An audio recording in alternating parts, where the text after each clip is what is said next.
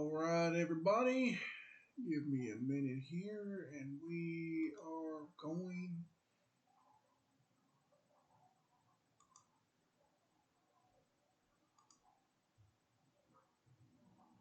Here we go. Hold on just a moment.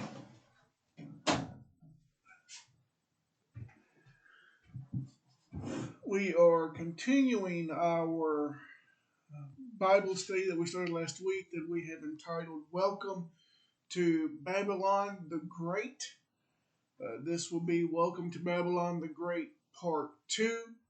Now, last week we introduced you to this image, which this is Nimrod that we read about in the scriptures. The first time that we see the word kingdom in the Bible, it is mentioning Nimrod's kingdom. You can see that scripture in last week's Bible study. And it says the beginning of his kingdom was Babel or Babylon, and we saw that that word meant confusion, confusion by mixing.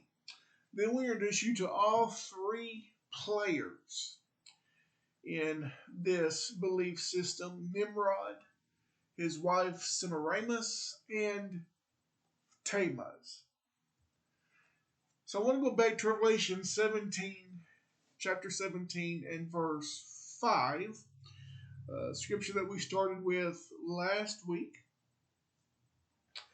that says, and on her forehead was written a name of mystery, Babylon the Great, mother of prostitutes and of earth's abominations. So even in this scripture in the New Testament, in the book of Revelation, we see that Babylon means confusion.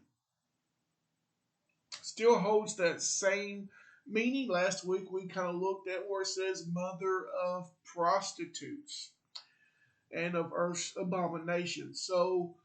Uh, so if there is a mother, then there has to be children. There has to be daughters. Let's go up one scripture so we can find a better description of this belief system. Verse 4 of the same chapter says the woman was arrayed in purple and scarlet and adorned with gold and jewels and pearls, holding in her hand a golden cup full of abominations and the impurities of her sexual immorality. This word woman, anytime that you see woman, is talking about a belief system. When we read in the scripture about the bride of Christ. So here this woman is a religious belief system. So in the woman, here again, is their belief system that is arrayed in purple and scarlet. There is. We call this the Catholic Church. You see their bishops and their cardinals wear scarlet and red. That you're going to find as we go through here, look at this belief system, and as we look at the Catholic Church that represents this belief system today, you're going to see there is a lot of jewels and there is a lot of golden cups, if I can say it that way. And this belief system here is just another image where you see the scarlet and the red. Also, look at this image. I don't think that we looked at this image last week. This is an image of pagan priest. And I want you to look.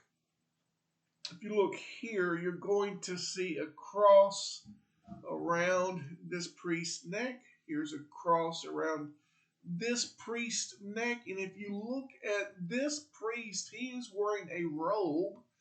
And this robe is pretty much covered in crosses. So this would be pre Yeshua's time. So this priesthood was already established before the time of Yeshua, and they are wearing crosses.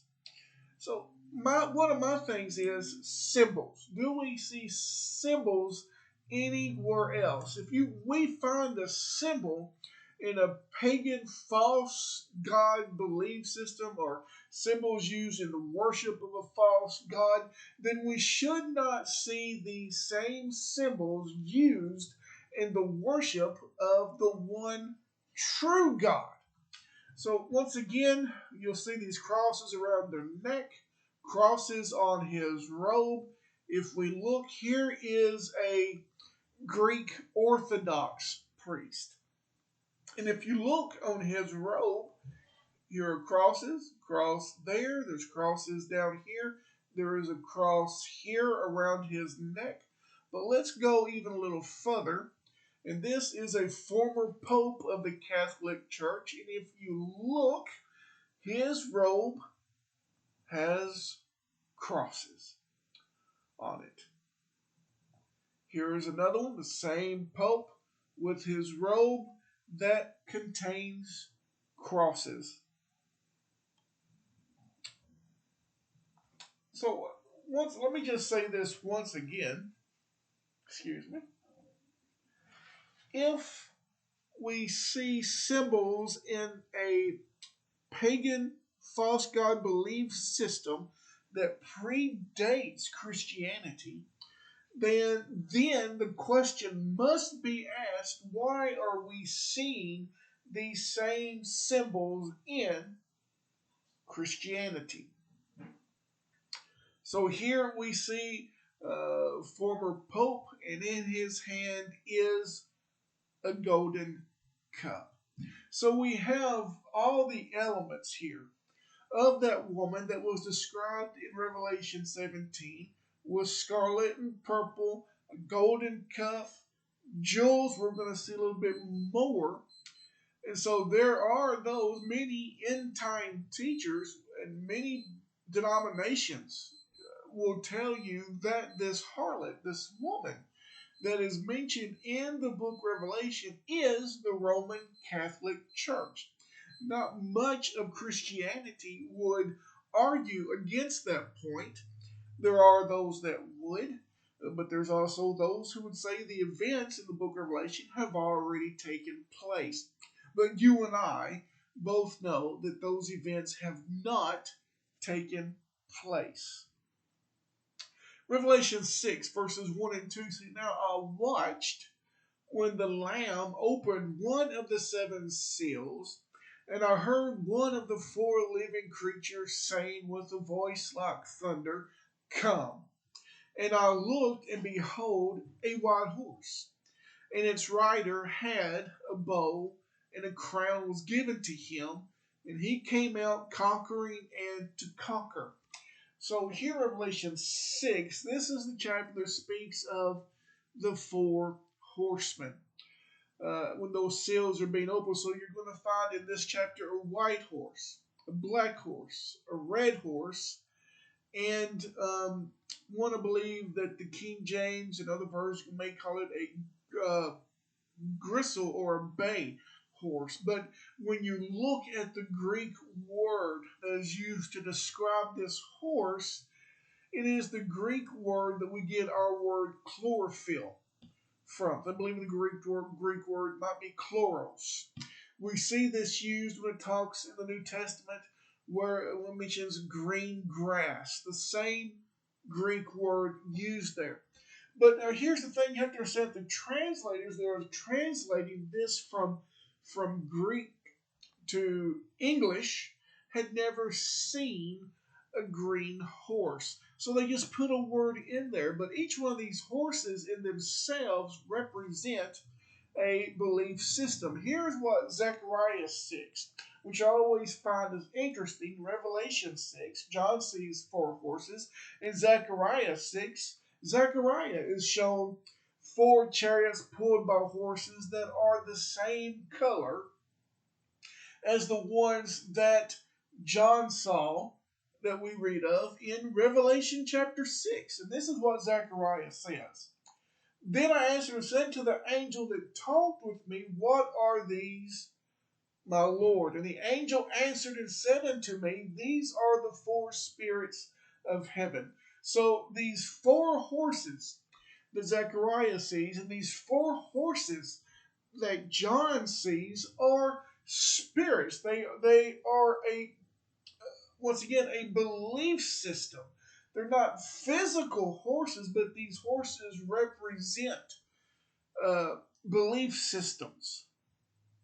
So the question is there a belief system that the color is white?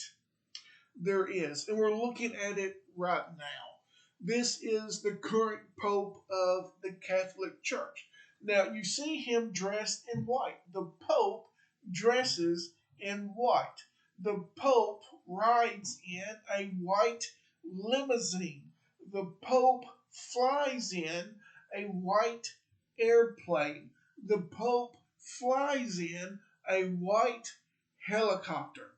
And if you can see my cursor, around his neck is a cross very similar to the same one that we see in that etching of those pagan priests. And we're not going to go real in depth. We're still laying this foundation, kind of, for this Welcome to Babylon the Great. But I want to show you that this harlot that we read in Revelation 17, this horse that we read of in Revelation chapter 6, is this belief system that is today called the Catholic Church.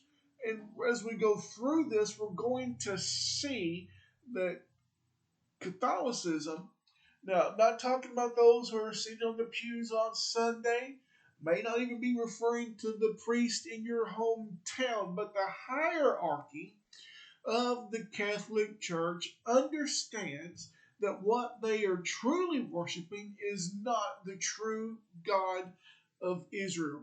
You have to understand that this individual that you're seeing on the screen now views himself as the vicar of Christ. He views himself, and the Catholic Church sees him pretty much as God on earth. This is the only individual who can change the understanding of Scripture. Now, those that are watching um, this video and have watched other videos, and those who know me understand that I am a Sabbath keeper. The seventh day Sabbath. The Catholic Church is not a Sabbath keeping organization or belief system. The Catholic Church will tell you, even in their the Catechism of the Catholic Church, and we will probably look at this at some point, but the Catechism of the Catholic Church, their book of rules and doctrine and all that, they say we all worship on the day of the sun. That's what they say. They call it the day of the sun. We refer to it as Sunday. Uh, it was known in the Roman Empire as Sol Invictus, the unconquerable sun. And as we discussed last week, who is known as the sun god Nimrod. And as I said last week, in any other religious system, no matter what they call their gods, they are referring to Nimrod, Semiramis, and Tammuz. But as languages began to spread and languages were dispersed and diversed, it's just like the name Jesus. English, we say Jesus. Hebrew is Yeshua. Spanish would be Jesus. So, same person, just a different name. Same thing goes for Nimrod. Nimrod can be Apollo. He is Apollo. He would be Zeus. He would be I can't think of any of the gods at the time, but that's who they're talking about. So here we see this white horse, and we see the harlot. But it says that he was wearing many crowns and was had a bow in his hand. Here we see a pope, a former pope, and on his head is a crown. Every pope has a crown, and he is wearing white. And it says he was carrying a bow. Now, look at this image. Now, the Pope here is not wearing a crown, he is wearing the fish head mitre that is used in the worship of Nimrod, that pagan system. We can look at that at some point also, compare some different images. But that staff in his hand is referred to as the bow of Nimrod. Now, I don't have one for this slide presentation, but if we were to look at it facing us, if he was facing us and we saw the forward facing of this staff, you would see that the body of Jesus, the body of Yeshua, is twisted and distorted.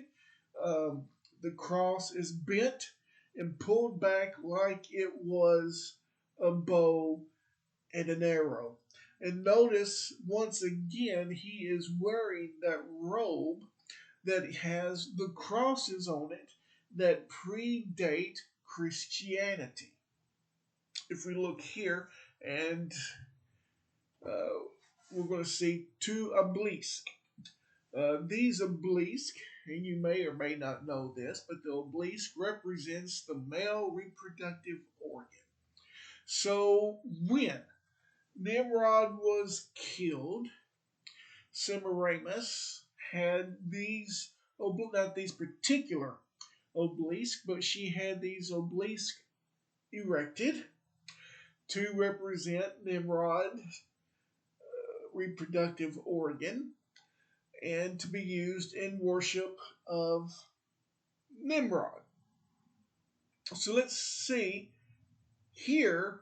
This is the Vatican. This is, I believe, uh, yeah, it is the Vatican. And if you look, there is an obelisk there, obelisk, however you want to say it, there in the center.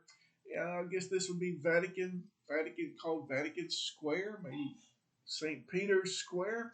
Now, I don't remember exactly right now what it is called, but there it is. Let's see if we have a closer look. There is a different view of that.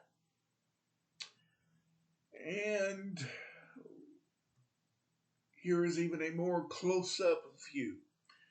And we're going to talk later on, not tonight. We're going to talk more about this at the Vatican. Here's what Ezekiel says in Ezekiel chapter 8, verses 3 and 5. He said, he put out the form of a hand. So Ezekiel is having a vision. It says, and he put out the form of a hand and took me by a lock of my head. And the Spirit lifted me up between earth and heaven and brought me in visions of God to Jerusalem, to the entrance of the gateway of the inner court that faces north. So he is at the temple.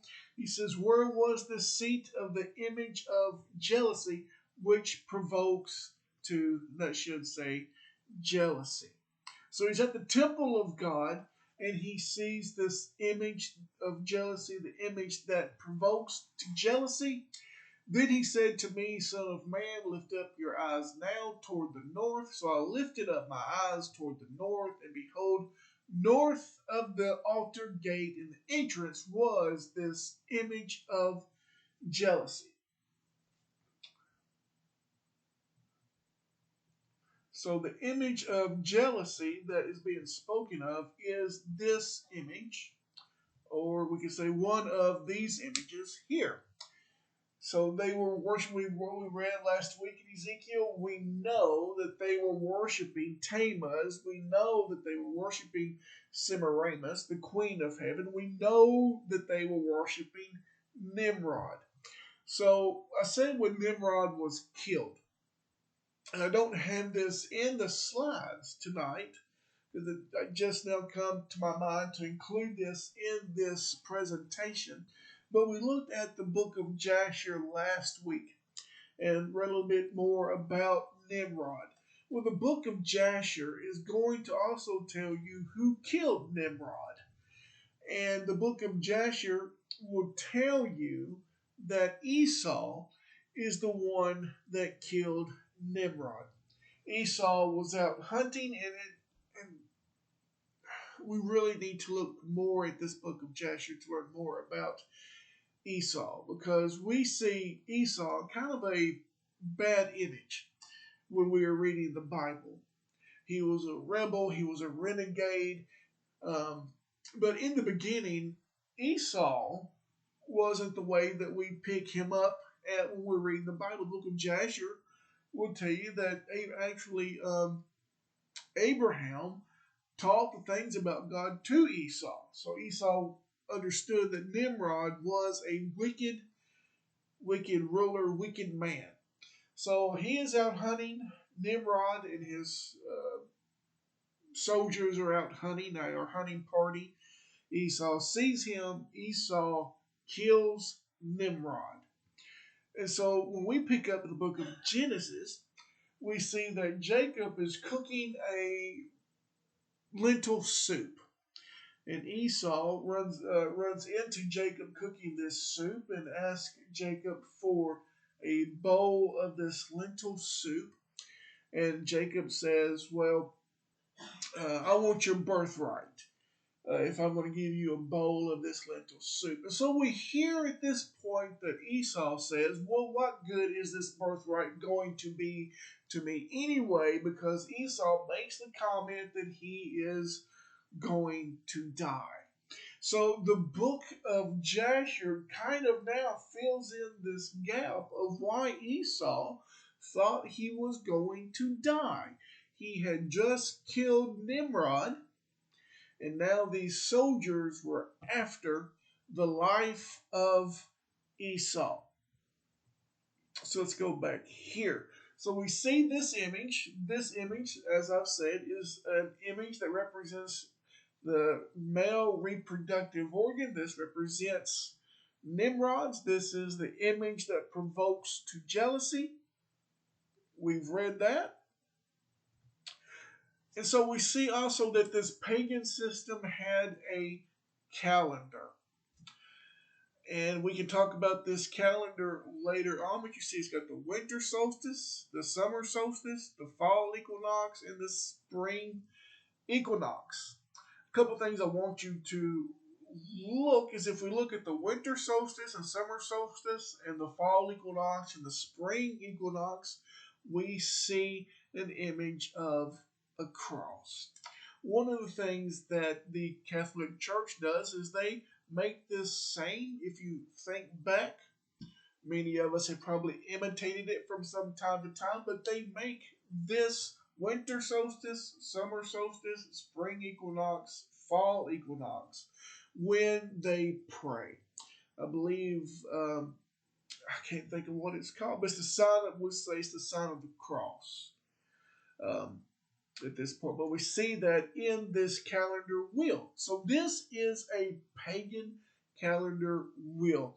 You're going to see over here in the spring equinox. We'll talk about this a little later, not tonight, but at some point as we do this Welcome to Babylon, you're going to see this word is Ostara, however you want to see it. Spring equinox. I can tell you is that I believe it was when William Tyndale done his translation of the Bible. In Acts, the King James is going to have the word Easter in it when it's talking there. I believe it's Acts 12, maybe. We'll look that up at a later point. But it's talking, it says the word Easter. When Tyndale done his, he put in this word here on this pagan calendar. The Greek word, I believe, is pesca. Now, anywhere else in the New Testament that they come across this Greek word, pesca, they translate it as Passover. But for some reason, when they come to this in Acts, the translators threw in the word ostara. When Martin Luther done his translation, he put in Ishtar, which is where we get our English word Easter. The interesting thing is, both of these words, Ostar or Ishtar, are names given to Semiramis in the worship of her. So we see this here on this calendar, and you may say, well, now you're getting crazy. Um, I have a couple of friends who are former Wiccans. I have a friend who is a former heathen. There is a belief system called heathenism, where they worship Thor and Zeus and these Greek gods. And both would tell you that this is their calendar. It belongs to them, but if we go, let me see. If we look here, this is that same image we've looked at before, but I want you to look at it closer. You're going to see that image that provokes to jealousy in the center, but if you look here, you're going to see the winter and summer solstice, fall and spring equinox, and you're still going to see this same lines here that match that calendar. I wish we could take this image and overlay it onto that, and you're going to see that that is the same symbol used. And we'll look more at this symbol because you're going to see this symbol popping up more in this belief system, this Babylonian belief system that has disguised itself as Christianity. And there's other symbols here that we can look at. There's a symbol here that we can look at later. But this, I want you to understand that this is not Christianity. And let me just say this once again. Those that are sitting on the pews on Sunday don't know this. But the hierarchy of the Catholic Church knows this. And so my mind goes back to some of the scriptures that we read last week. One in Zechariah, I believe it was in, that says, God says, those who dwell with the daughter of Babylon, get yourself to Zion. The one revelation where God calls out to his people, come out of her, my people. The ones we've looked at tonight, where it's talking about the harlot, that and what she wore, as we look at this belief system. So my question as we end this Bible study tonight, I ask you again, and we're going to see that this belief, let me make this statement, this belief system handed down holidays that we do not see used in the Bible in worship of God. So why, as the people of God, if we know and understand this belief system is the harlot, why are we practicing her holidays? Why would you keep her worship day? The Catholic Church, you can study this for yourself. Look this up yourself. They will say, they will admit that Sunday is their worship day. They will admit that you will not find Sunday worship in the Bible. They will tell you that they moved the Sabbath under their authority. They will tell you that if you want to obey the Bible, that you would worship on the Sabbath of the Bible, that seventh day. So I don't have the scripture on the slides, But I want us to go to, and we're going to finish up here in Deuteronomy chapter 12, starting in verse 1. It says, "These are the statutes and rules that you shall be careful to do in the land that Yahweh, the God of your fathers, has given you to possess all the days that you live on the earth.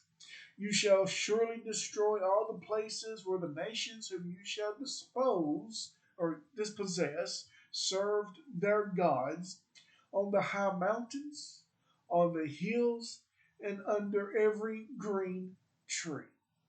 You shall tear down their altars, and dash in their pieces their pillars, and burn their." So I'll read from the ESV, and the ESV is giving it more correctly when it says, "and burn their Esherim." When it talks about groves in the King James, that word grove is Asherah. Asherah is another name given to Semiramis. "With fire you shall chop down the carved images of their gods and destroy their name out of that place." Verse 4. This is what God says: "You shall not worship Yahweh your God in that way."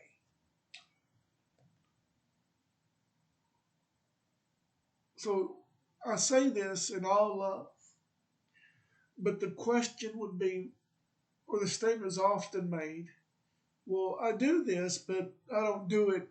I do it in the worship of God. Or it doesn't mean that to me. In other words, it does. You're not doing it the same way the pagans did it. But that's not what the scripture says. God says you will not take their worship style, the elements of their worship, and use that in worship of me. So I'm going to leave that there, and hopefully you'll look at this before our next Thursday night Bible study. You will look at the scripture. You will look up some of these things on your own, and we will continue next Thursday our study of Welcome to Babylon the Great.